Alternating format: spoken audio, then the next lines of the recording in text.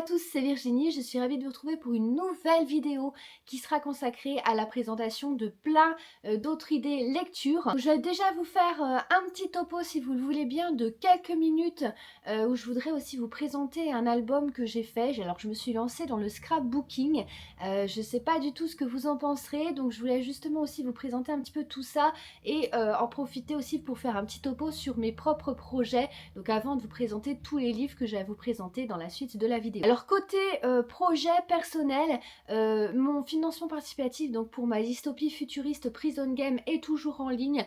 J'ai fait des prolongations parce qu'on a franchi la barre des 100%, donc un grand merci déjà à tous les contributeurs et tous ceux qui ont partagé aussi le projet autour d'eux ou sur leur réseau. Donc ce qui nous a permis du coup de franchir cette barre des 100%. Je crois qu'on est à 123%, quelque chose comme ça si je me trompe pas à l'heure où je tourne cette vidéo. On atteint le prochain palier des 140%, il y aura une petite carte qui sera offerte en cadeau dans tous les packs, donc pour une contribution de livres physiques. Il y a aussi la version e-book qui est aussi disponible. Le livre sera jaspé, dédicacé, donc je vous le remontre pour ceux qui ne l'auraient pas encore vu donc sur mes précédentes vidéos. Donc voilà comment ça se présente. Donc c'est une dystopie futuriste avec plein d'actions, avec des pouvoirs magiques, donc beaucoup de magie aussi, avec un côté fantastique et puis un côté aussi un petit peu temporel, hein, puisqu'on va vraiment parler du temps. Surtout dans le deuxième tome, ce sujet sera vraiment central parce qu'il s'agit d'une duologie, donc il y aura 2 tomes en tout seulement. Donc voilà, n'hésitez pas à vous rendre sur le projet, je vous mettrai le lien en bas de la vidéo. Ensuite, il sera certainement disponible par Amazon, mais bien sûr pas en version jaspée ni dédicacée. Donc voilà. Pour finir sur le projet Prison Game, donc je suis en train d'écrire le deuxième. Alors j'ai commencé seulement. Il y a plein de goodies aussi que vous pourrez retrouver sur le projet, comme le jeu Memory, comme des marque-pages, des dessous de verre, enfin vraiment plein de choses. Si vous voulez regarder, il y en a pour tous les goûts. Il n'y a même pas forcé d'ailleurs de prendre le livre. Si le livre vous intéresse pas en lui-même, vous pouvez même prendre certains goodies, peuvent être choisis seuls, donc même juste des choses de déco si vous voulez. Et donc là, au niveau de mes autres projets, alors si vous suivez mes vidéos, j'avais dû vous parler déjà de Revenge, donc la vengeuse. Donc c'est un livre là très gothique pour le coup que je suis en train d'écrire, donc qui est un peu plus avancé là que le tome 2 là dont je vous parlais. Et du coup j'ai voulu faire une sorte de grimoire en fait, qui va être un petit peu lié à ce projet là. Si un jour toutefois je le lance aussi sur Ulule, je réfléchis en fait à intégrer ce genre d'album scrapbooking avec dans les contreparties. Donc je me suis essayée au scrapbooking avec ce grimoire magique. Donc voilà comment ça se présente. À l'intérieur, j'ai seulement commencé, donc je vous propose pour ceux que ça pourrait intéresser, de vous montrer plus en détail cet album, une fois que j'aurai fini, ou en tout cas beaucoup plus avancé que ça. Donc je vous montre un petit peu ce que ça donne à la caméra. Donc voilà, il y a plein de petites choses, des petites choses comme ça, voilà, qui sont liées, donc des petites choses collées, des petits textes aussi que je me suis amusée à écrire, donc sur un petit peu le thème, toujours gothique.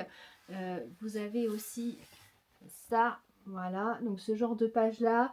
Donc ici vous avez un message si vous ouvrez l'enveloppe, donc je vous montre voilà très rapidement, très grossièrement, et voilà pour ceux que ça pourrait intéresser, comme je vous dis, je vous ferai une vidéo vraiment plus complète là-dessus, avec aussi la façon, donc voilà à peu près où je m'en suis arrêtée, je commençais à recoller des petites choses, mais la façon dont je procède en fait pour créer ce style de livre là.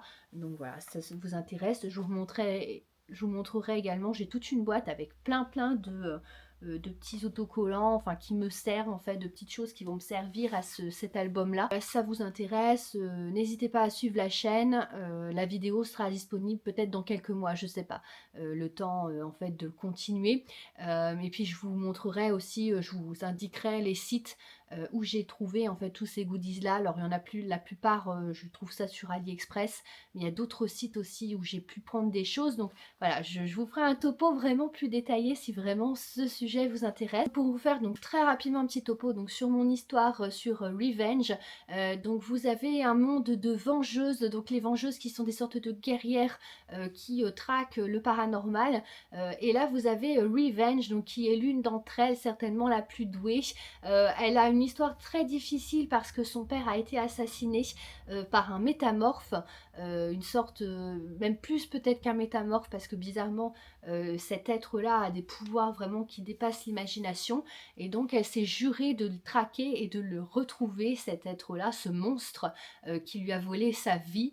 Et sa mère, elle, a été tellement peinée en fait par cette perte-là, et puis a accusé sa propre fille, puisque le métamorphe avait pris en fait son apparence, donc à Revenge, hein, à sa fille. Elle a été tellement heurtée par ce qui lui est arrivé que sa mère s'est totalement repliée sur elle-même, elle s'est mise à boire, et du coup c'est devenu un petit peu une femme remplie de haine et de remords. Et il se trouve qu'il y a un autre monstre qui est passé par là et qui a aspiré sa haine, et du coup comme elle était donc pleine de haine, qu'elle n'avait plus aucun espoir en elle, et bien c'est devenu une coquille vide qui est à présent totalement amorphe. Et pareil, donc sa fille Revenge a juré aussi de faire payer à ce deuxième monstre aussi qui avait mis sa mère dans cet état. Et donc la particularité de ce livre-là, donc comme je vous dis, vraiment très gothique, c'est qu'on va suivre donc le protagoniste principal, donc c'est écrit à la première personne, et ça va être lui donc qui va raconter l'histoire. Donc c'est un vampire, pas n'importe quel vampire, parce que justement les vampires ne se nourrissent pas de sang dans mon histoire, ils se nourrissent de haine. Donc voilà, j'ai voulu faire quelque chose d'assez original par rapport au mythe du vampire, de le détourner un petit peu. Et le problème, c'est que tout ce qui était invisible, tous les monstres qui se cachaient dans une autre réalité, donc invisibles aux autres, eh bien vont apparaître dans de la réalité, et donc cette frontière en fait entre le paranormal et le monde normal va se fragiliser, et Revenge va devoir essayer d'enquêter avec cet homme qu'elle déteste, ce monstre qu'elle s'est juré aussi de supprimer. Elle va devoir en fait lui faire confiance, et vont devoir faire équipe pour faire face donc à plein de créatures. Donc c'est aussi très urbain, hein, c'est une fantaisie très urbaine, donc voilà, quelque chose encore de différent. Alors je n'attends pas plus longtemps, je sais que vous avez hâte, donc je vous présente tous ces beaux livres, toutes ces nouvelles découvertes livresses. Je vous promets qu'il y a encore de belles pépites. Déjà pour faire un petit topo sur ce que j'ai lu, alors j'ai relu parce que ça faisait très longtemps que je les avais lus, enfin je crois que je m'étais arrêtée au tome 1, je suis même pas sûre que j'avais lu le tome 2 à l'époque. Donc c'est Le baiser de l'ange, donc je vous présente pas le tome 1, parce que c'est un petit peu sur le même style, hein, si vous voulez, de livre. Donc là j'ai la version poche que je me suis procurée, et puis ça c'était la version grand format. Du coup ici on va être sur une histoire, donc comme l'indique un petit peu la couverture, hein, et le titre, hein, sur une histoire d'ange. Donc vous avez Ivy qui est l'héroïne, hein, de cette histoire là, qui va tomber amoureuse de Tristan qui nage, en fait c'est un nageur, donc c'est des adolescents, hein, jusqu'au jour où ils vont aller se balader près d'un lac, et puis Tristan va avoir un problème au niveau de sa voiture, en fait il va essayer de freiner, il va se rendre compte qu'il y a un problème avec les freins, et puis là il y a un daim en fait qui va surgir sur la route, il va le percuter de plein fouet, Ivy va être très gravement blessée et lui va mourir.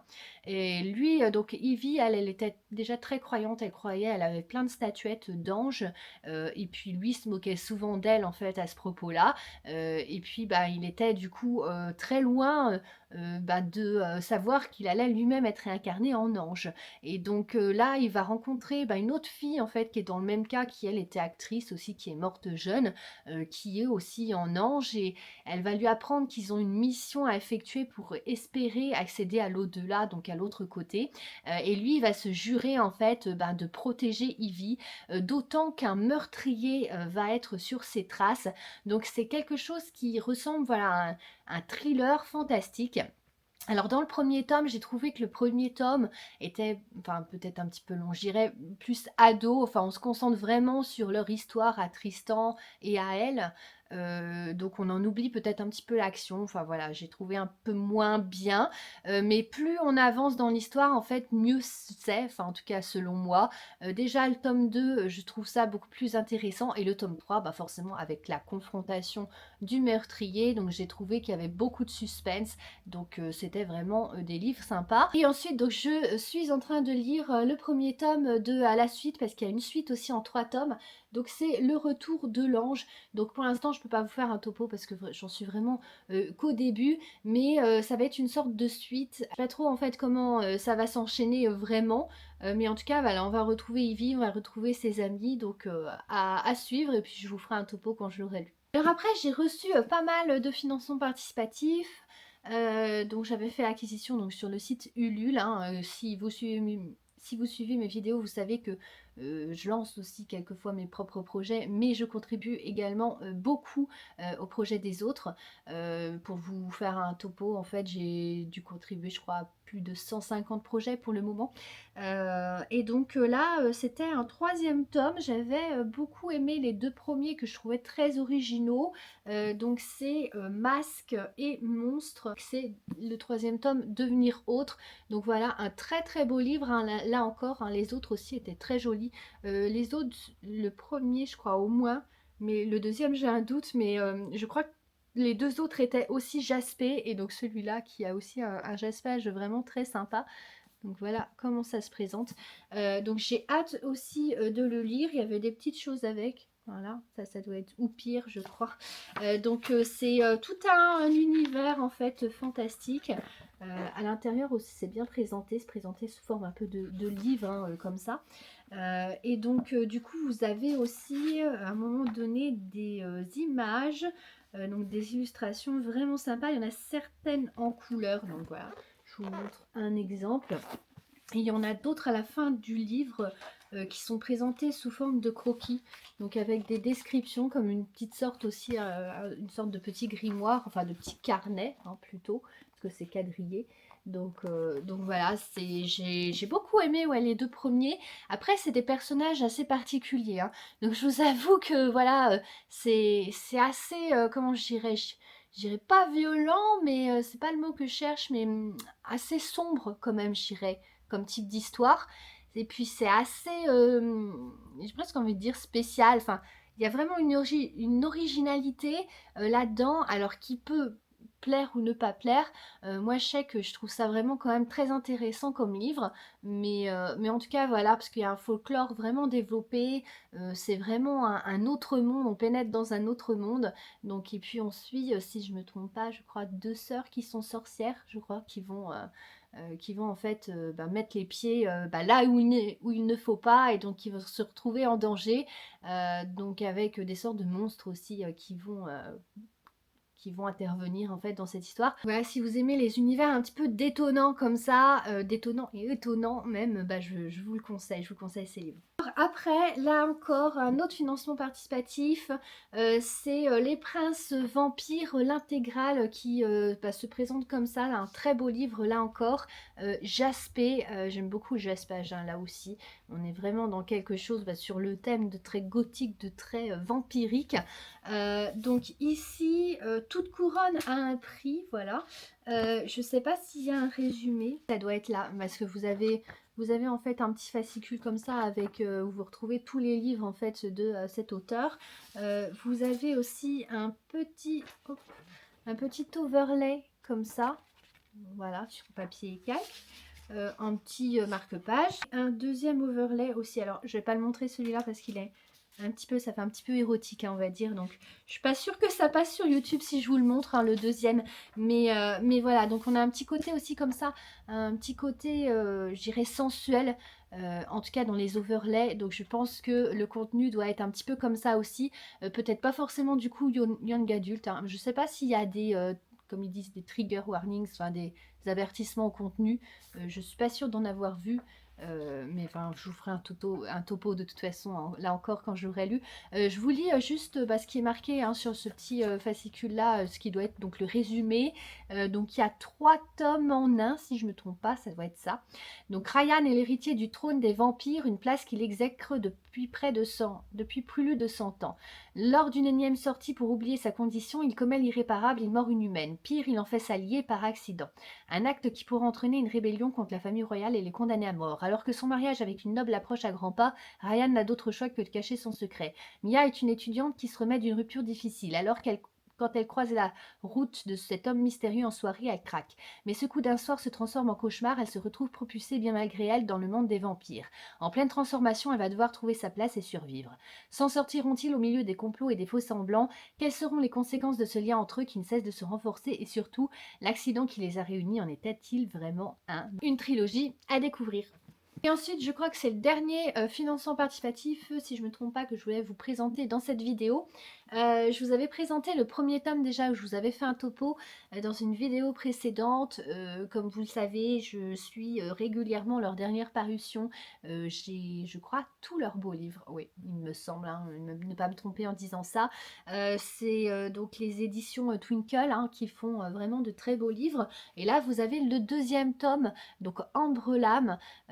Donc un tome vraiment de piraterie là pour le coup. Donc voilà comment ça se présente. Le livre en lui-même est très joli, donc avec la tranche dorée. Il y avait des petits goodies avec, c'était vraiment sympa, c'était dans le thème. Il y avait ce petit bouchon par exemple en liège, donc à l'effigie avec le titre en fait Ombre-Lame. Il y avait une petite carte comme ça, comme une carte au trésor. Il y avait un dessous de boc hein, comme ça, un dessous de verre. Aussi le petit marque-page. Le livre est dédicacé. Il y a des chapitres qui se présentent comme ceci, donc illustrés. Il y a des doubles pages aussi, tout en noir comme ça. Voilà. Donc ce qui rajoute aussi une petite touche au livre. Ce qui rajoute un peu une sorte de classe en fait au livre, j'ai envie de dire. Ici, je vous avais fait un topo sur le premier. J'avais bien aimé le premier, mais je trouvais qu'il était assez commun au niveau des histoires de piraterie. C'est vrai que je m'attendais à un peu autre chose. Après, ça m'empêche pas, voilà, ça m'a pas empêché du coup de prendre le deuxième et puis d'être impatiente aussi de le lire, de le découvrir, de voir si là pour le coup je trouve ça encore beaucoup plus recherché et si du coup ça me réconcilie un petit peu avec ce premier où j'avais une petite déception. Voilà, alors c'est très bien écrit là comme d'habitude je n'ai rien à dire hein, sur le style des auteurs que je trouve toujours, enfin voilà, une très belle écriture, là il n'y a pas de problème là-dessus. L'originalité m'a peut-être voilà juste un petit peu manqué dans le premier tome, donc à voir sur ce deuxième hein, donc je vous dirai aussi là encore ce que j'en ai pensé. Je vous lis quand même le résumé. Donc l'équipage de l'Aquilon embarque pour une nouvelle quête. Direction Ambre-Lame, un pays réputé maudit, où Foen, Garbin et leur coéquipier espèrent découvrir un objet magique, le Nubilumina.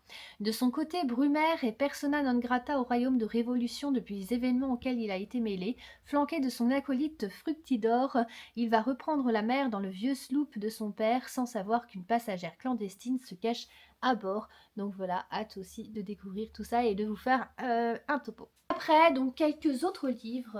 Celui-ci, j'ai un doute si je vous l'avais montré ou pas dans une précédente vidéo. Vous m'excuserez hein, si c'est le cas. Il ne me semblait pas, mais voilà. C'est Sistra, première épreuve. Donc ça, je l'ai trouvé par hasard aussi. Donc je me suis procuré. Je crois que je l'ai vu par Booknode en fait. Et donc je vous lis le résumé. Secoué par la violence des conditions climatiques, l'extinction de milliers d'espèces et l'épuisement de ses ressources, la Terre pousse un cri d'alarme. Face à cette détresse et dans un ultime espoir de survie, les humains instaurent de nouvelles dispositions sociales. Si l'Amérique voit apparaître des purges sanglantes, l'Europe, elle, annonce la création de la loi Sistra. Kali naît dans ce monde-là, fillette intelligente aimée de ses parents, son destin bascule avec l'arrivée de cette petite sœur interdite, Kaya. Ainsi, la loi Sistra s'applique, les enfants seront séparés, élevés loin des leurs, selon des mœurs bien différentes pour mieux se retrouver quelques années plus tard, le jour où elles devront s'affronter. Il ne doit en rester qu'une, l'autre doit s'éteindre à tout jamais. Donc voilà une sorte de loi terrible dans laquelle il est interdit en fait d'avoir des frères et sœurs et si c'est le cas, comme là dans Sistra, elles vont devoir s'affronter à mort. Donc j'ai trouvé le topo très futuriste, hein, et puis assez intéressant aussi. Donc du coup j'ai hâte également de découvrir ce nouvel univers, donc plutôt dystopique là pour le coup. Ensuite, donc ça c'est plein de petites choses là encore que j'ai trouvé en flânant en fait sur le site Booknode et dont j'avais vraiment envie de me procurer. Ici c'est la petite boutique de sortilèges. Donc celui-ci je l'ai vu et je l'ai pris du coup à sa sortie, hein. Il est tout récent, il vient de sortir, hein, il n'y a pas très longtemps. Il est jaspé là également, donc je trouve ça aussi plutôt sympa. Si après, souvent les jaspages sont faits sur des livres à la couverture reliée, donc moins souple que celui-ci, donc c'est peut-être un peu moins bien, mais sinon je le trouve quand même joli. Je vous lis tout de suite aussi le résumé. Une somptueuse fable foisonnant de livres de sortilèges volés, d'amitié inattendue, de confitures délectables et d'amour plus délicieux encore. Kiela est de nature solitaire, par chance son travail à la grande bibliothèque lui permet de vivre en recluse parmi les livres de sortilèges les plus précieux de l'Empire. Mais lorsqu'une révolution éclate et que la bibliothèque part en fumée, Kiela et son assistant Kaz, une plante sentiente créée par la magie, sauvent autant de livres qu'ils le peuvent et mettent le cap sur une île lointaine, la terre de son enfance où elle espère passer inaperçue. À son grand désarroi, en plus d'écoper d'un voisin aussi curieux que séduisant, elle découvre que l'île est dans un triste état. L'Empire néglige depuis des années les interventions magiques nécessaires pour que les récoltes soient fructueuses et des tempêtes destructrices s'abattent sur l'île. Kiela trouve une solution en ouvrant une sortilègerie secrète. Son plan n'est pas sans danger car partager la magie avec les gens du peuple est passif de mort et pour se faire une place parmi les habitants bienveillants et excentriques de son île, elle devra apprendre à abattre les remparts qu'elle a érigés. Donc voilà, un livre de fantasy qui a l'air aussi très prometteur, là encore, bourré de sortilèges, donc ça a l'air assez cosy aussi, cosy mystery hein, dans l'ambiance, donc à découvrir aussi. Alors ensuite, celui-là, pareil, puis je l'ai beaucoup aimé de par sa couverture également, que je trouve très belle. C'est Confessions d'une vampire dépressive. Donc forcément, avec un petit côté aussi humoristique. C'est des livres que souvent j'aime bien. Alors on va voir, hein, selon le type d'humour, si ça me plaît ou pas. Et puis bien sûr avec l'histoire. Mais voilà, j'aime bien aussi lire des choses peut-être un peu plus légères, de fantaisie, un petit peu humoristique. Donc voilà le livre que je trouve très joli au niveau de la couverture, comme je vous le disais. Donc on retrouve la tour Eiffel, là, un petit côté Paris très sympa. Donc je vous lis là encore le résumé. La vie éternelle n'est pas toujours une bénédiction. Je m'appelle Selena, j'ai 322 ans, 2 canines proéminentes et une foutue capacité à ne pas pouvoir mourir. Mon quotidien est aussi palpitant qu'un film de zombies diffusé au ralenti, et si je n'étais pas déjà décédée, je crèverais d'ennui sur mon canapé. Mais je ne peux même plus me morfondre tranquillement lorsque de nouveaux voisins ménagent dans l'appartement d'en face. Ils m'ont tout l'air d'une sacrée bande de bras cassés, une sorcière incompétente, un incube manipulateur, un fantôme timide et un loup-garou qui n'a de loup que le nom.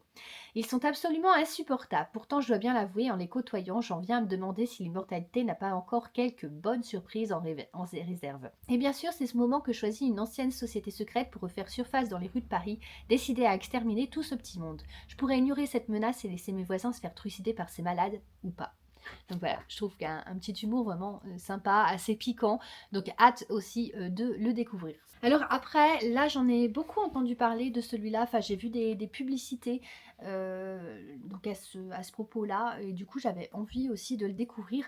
Il est numéro 1 des ventes hein, du New York Times, c'est Powerless. Donc là encore j'aime beaucoup le style du livre en lui-même, avec cette épée qui rappelle un peu les chevaliers, un peu même de la table ronde, et je vous lis là encore le résumé. Seuls les êtres extraordinaires ont leur place au royaume d'Ilia. Seuls ceux qui disposent d'un pouvoir ont le droit de vivre. Paedine fait partie des ordinaires, chassés et tués pour préserver cette société d'élite. Son existence même est un crime. Pour survivre, Paedine se prétend médium et mène une vie de voleuse dans les bas-fonds. Elle parvient à faire profil bas jusqu'au jour où elle sauve sans le savoir l'un des princes d'Ilia. Elle est alors choisie pour les épreuves de la purge, une compétition brutale censée mettre en valeur les pouvoirs des élites, dont elle est entièrement dépourvue. Si les épreuves ne la tuent pas, le prince Kai le fera lui-même lorsqu'il découvrira ce qu'elle est. Il est le futur exécuteur, le bourreau des innocents, le chasseur d'ordinaire. Elle est la menace qu'il est chargé d'anéantir, tomber amoureux ou peut-être ce qui pourrait leur arriver de pire. Donc voilà, une sorte de romance, dans un monde assez cruel, hein, ça a l'air. Donc j'ai hâte aussi de le découvrir et de vous le partager du coup. Et ensuite, donc deux petits livres dans un style pour l'un surtout différent. Donc il y en a un, c'est Un vent de tourment et d'étincelles. Qui sème le vent récolte la tempête, donc la société de minuit. Alors il est tout petit hein, ce livre-là, donc voilà ce que ça donne. Donc je vous lis là encore le résumé. Alors pour juste vous faire une idée, il fait donc 281 pages, voilà. Des rêves qui n'en sont pas vraiment, un mal mystérieux et inexplicable, de vieilles légendes qui prennent vie. Eva Magaloff croit mener une existence des plus normales à l'Institut Moldoval jusqu'au jour où elle s'endort et bascule dans un tout autre univers, un univers de vents et de tempêtes, de richesses et de pouvoirs, de tourments et d'étincelles. Donc voilà, apparemment, ils disent que l'auteur explore ici le folklore slave dans une trilogie inspirée par la légende du désolée si je prononce mal, du Duak, voilà. Campé dans un décor réaliste, l'intrigue conjugue fantastique, mystère et romance dans une atmosphère qu'affectionne particulièrement l'auteur, celle des vieux châteaux et des jardins au clair de lune. Donc voilà, hâte aussi de découvrir un univers encore très différent. Dernier livre, donc il est un petit peu spécial celui-ci, c'est pour ça que je l'ai gardé pour la fin. C'est une sorte de livre un peu dont vous êtes le héros si vous voulez. Vous l'avez peut-être vu aussi, parce qu'ils en font pas mal aussi de publicité, en plus vu que l'auteur est connu et est un mentaliste qu'on voit pas mal sur les plateaux télé. Donc moi j'aime bien ce mentaliste-là, il y en a d'autres aussi que j'aimais bien, où j'avais aussi des livres. J'avais d'autres livres de lui, je crois que j'en ai peut-être un ou deux, enfin ces petits livres en fait, l'histoire de petits fascicules là. Je vous l'avais montré d'ailleurs je crois dans une autre vidéo. C'est un livre de Fabien Olicard, donc c'est La harpe des 4 saisons. Donc je l'ai vu celui-là, je me suis tâtée, je me suis dit est-ce que je le prends ou pas. C'est une sorte de livre d'énigmes en fait, donc des petites choses à résoudre, des sortes de casse-tête, enfin un petit peu dont il a l'habitude aussi au niveau du style. Donc on va retrouver là. J'ai hésité parce que je me disais, est-ce que vraiment il va m'embarquer jusqu'au bout ce livre-là? Est-ce que l'intrigue en lui-même du livre va pas être masquée par le reste en fait, par les énigmes, etc. Est-ce que en plus les énigmes vont quand même être abordables pour moi? En tout cas, voilà, pas trop compliqué. Mais bon, j'ai quand même eu envie de le prendre, puis il y avait des bons commentaires aussi dessus. Du coup, je vous montre un petit peu, enfin, il y a des petites illustrations faites aussi à l'intérieur. Et je vous lis aussi, là encore, le résumé. Et si vous étiez le personnage principal de cette quête, le soleil commence à décliner sur l'académie d'Agda.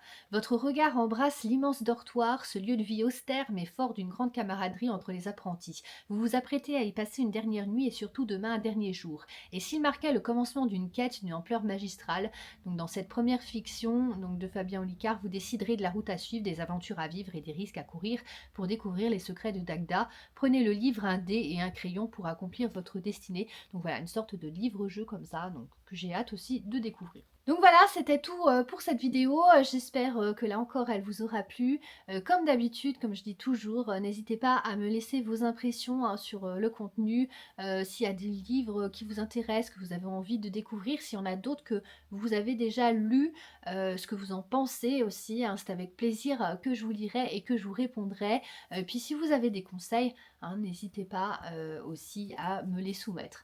Donc voilà, merci d'avoir visionné cette vidéo. N'oubliez pas de vous abonner pour suivre les prochains contenus sur la chaîne. Salut à tous.